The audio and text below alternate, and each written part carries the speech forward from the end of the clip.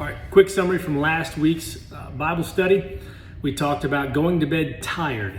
So the topic was basically saying that there's a generation, or maybe all of us in general anymore, pace ourselves. We don't pour ourselves into our work. We don't give everything we can for our goals or for our job, for our kids, for our family.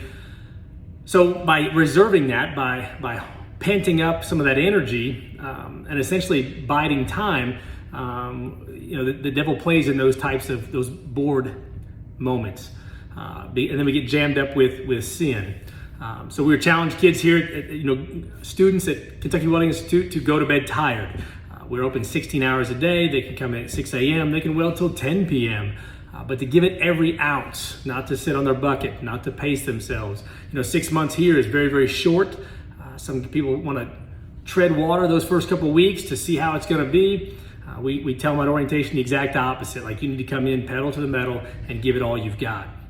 And I think the Bible talks about working hard. I've got a couple pulled up on my computer here. Proverbs 13:4, the soul of the sluggard craves and gets nothing, while the soul of the diligent is richly supplied. I like First Corinthians 10:31, whatever you eat, whatever you drink, whatever you do it to the glory of God. Colossians, whatever you do, work heartily as for the Lord and not for men. And I think that's an important lesson too to be learned, is that there are going to be times when I don't like the job, I'm not a fan of the company, I don't like the foreman.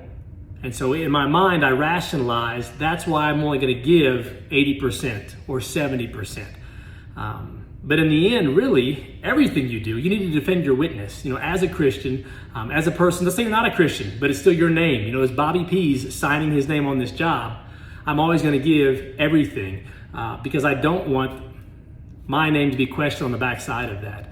So if there's a point in time when I'm not going to give my 100% anymore, I really just need to give my 2 weeks notice and move on. If I'm that unhappy, there's plenty of work. I can go anywhere. A lot of people complain about the cold winters in Kentucky. I tell them, hey, life's too short. Move to Florida or something, but quit your complaining. Do that somewhere else.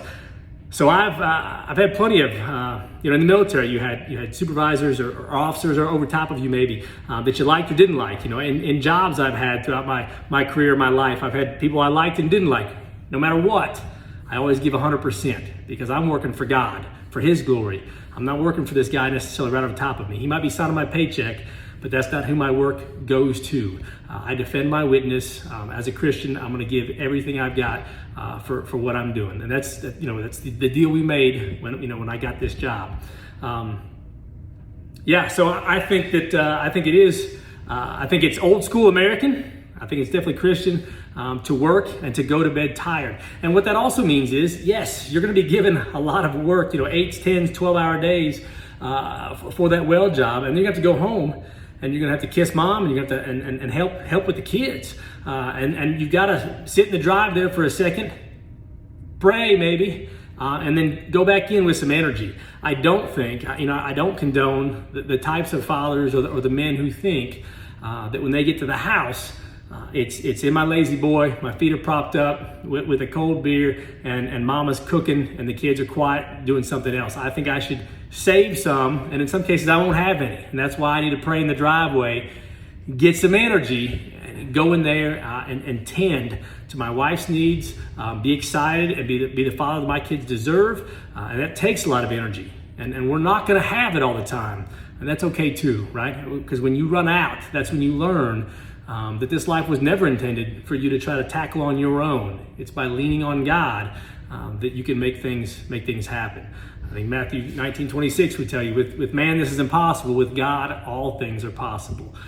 So go to bed tired. If you disagree or agree or want to comment, hit me down low, let me know how it's going. Thank you.